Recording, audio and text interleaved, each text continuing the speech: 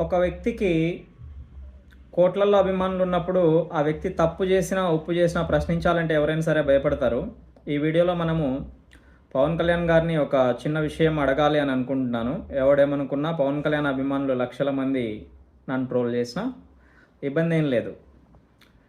యాక్చువల్గా పిఠాపురం వర్మ గారు ఇండిపెండెంట్గా పోటీ చేసి తన ప్రత్యర్థికి 50,000 ఓట్లు వస్తే 50,000కి దాదాపు 50,000 మెజార్టీతో 1,00,000 ఓట్లు, అంటే కాస్త అటు ఇటు ఒక 2,000 అటు ఇటు 97,000 చిల్లర ఓట్లు వచ్చాయి.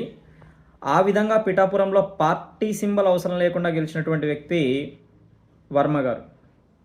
2, ఈ పెందెం దొరబాబు అనే వ్యక్తి వైసీపీలో ఉంటూ పవన్ కళ్యాణ్ ఓడించి తీరతా అని సవాలు చేశాడు, వంగ గీతాను గెలిపించి తీరతా అని సవాలు చేశాడు, ఇంకా కొన్ని చెప్పలేని విమర్శలు కూడా చేశాడు పవన్ కళ్యాణ్ గారి మీద. ఇది ఇద్దరు వ్యక్తుల గురించి. మొన్న ఇప్పుడంటే రీసెంట్గా జనసేనలో చేరినటువంటి ఈ దొరబాబు అనే వ్యక్తి ఎవరైతే ఉన్నారో అతను జన సైనికులను వెనకేసుకొని వచ్చి పిఠాపురం వర్మ గారు ప్రోటోకాల్ ప్రకారమే అడిగారు. ఏదైనా ఒక గవర్నమెంట్ ప్రోగ్రాంలో, ఒక ప్రభుత్వ కార్యక్రమంలో చంద్రబాబు గారు ముఖ్యమంత్రి గారు కాబట్టి ఆయన యొక్క ఫోటో ఉండాలి, ఎందుకు లేదు అని ప్రశ్నిస్తే దానికి మాట పెరిగేసి ఈ దొరబాబు, అంటే పవన్ కళ్యాణ్ గారిని ఓడించాలని, వంగా గీతాన్ని గెలిపించాలని పదే చెబుతూ వచ్చినటువంటి ఈ దొరబాబు అక్కడ మాట పెంచి గొడవకు కారణమయ్యాడు. గొడవకు కారణమయ్యాక వర్మ గారు మాట్లాడింది తప్పే.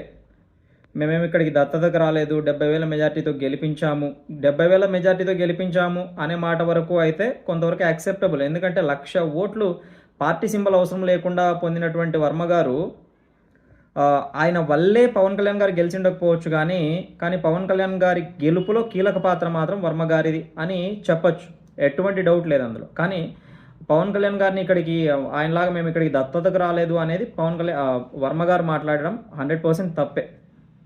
ఆ మాటని పక్కన పెడితే మరి వర్మ గారికి పవన్ కళ్యాణ్ గారు చేసింది ఏంటి? ఆయన ఎమ్మెల్సీ ఆశించాడు అని ఒక టాక్ ఉంది. ఆయనకి ఎమ్మెల్సీ ఇవ్వలేదు, వేరే పదవి ఇవ్వలేదు, ఇప్పటి వరకు ఏదైనా ఇస్తామన్న ఊసు లేదు. టీడీపీ అధిష్టానం అయితే ఆయనకి ఇవ్వాలి అని అనుకుంటుంది. ఎందుకు అంటే ఆయన చెప్పిన వెంటనే సీట్ను వదులుకున్నాడు. అంటే స్వతంత్రంగా గెలిచినటువంటి ఒక వ్యక్తి తన సీటును వదులుకోవడం అంటే అదే చిన్న విషయం కాదు. అలాంటి వ్యక్తికి టీడీపీ అధిష్టానం ఇవ్వకూడదని ఏమీ అనుకోదు, ఇవ్వాలని అనుకుంటుంది. మరి అతనికి రాలేదు అంటే కారణం ఖచ్చితంగా జనసేననే ఉంటుంది అని అనుకుంటారు ఎవరైనా సరే. మరి ఆయన పవన్ కళ్యాణ్ గారి గెలుపు కోసం గెలిపించలేదని అనుకుందాం, కానీ సీట్ అయితే వదులుకున్నాడు కదా, అదైతే కళ్ళకు కనిపిస్తుంది కదా. మరి అందుకోసం పవన్ కళ్యాణ్ గారు ఆయన పైన చూపించిన కృతజ్ఞత ఏంటి? ఇంకో విషయంలో కూడా పవన్ కళ్యాణ్ గారిని నేను తీవ్రంగా వ్యతిరేకిస్తాను. అందరిలాంటి రాజకీయ నాయకుడనే అంటాను. ఏ విషయంలో అంటే రాయపాటి అరుణ నిజంగా చెప్పాలంటే పవన్ కళ్యాణ్ గారు పార్టీ కోసం ఒకవేళ డబ్బు పరంగా కొంచెం ఎక్కువగా పోరాడి ఉండొచ్చు, కానీ కష్టం పరంగా చూస్తే పవన్ కళ్యాణ్ గారు పార్టీ కోసం ఎంత పోరాడారో రాయపాటి అరుణ గారు కూడా అంతే పోరాడారు.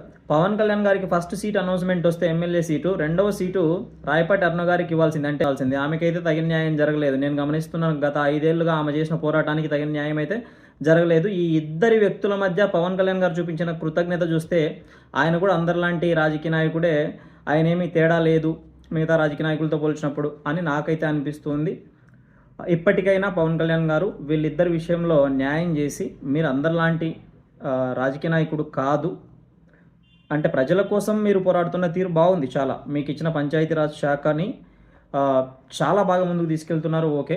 ఇలాంటి విషయాల్లో కూడా మీరు కొంచెం మీ యొక్క నిబద్ధతని, మీ యొక్క కృతజ్ఞతని రుజువు చేసుకోండి. అండ్ అదే ఏరు దాటాక తెప్పదగిలేస్తామంటారు కదా, అలాంటిది జనసేనలో లేదు, జనసేనకి అలవాటు లేదు అనే విషయాన్ని కూడా తప్పకుండా నిరూపించుకుంటారని కోరుకుంటున్నాను. ఇంతగా ఉపయోగపడిన వ్యక్తిని పక్కన పెట్టేస్తే ఆయనకు ఫ్రస్ట్రేషన్ రావడంలో తప్పు లేదు అనేది నా యొక్క అభిప్రాయం.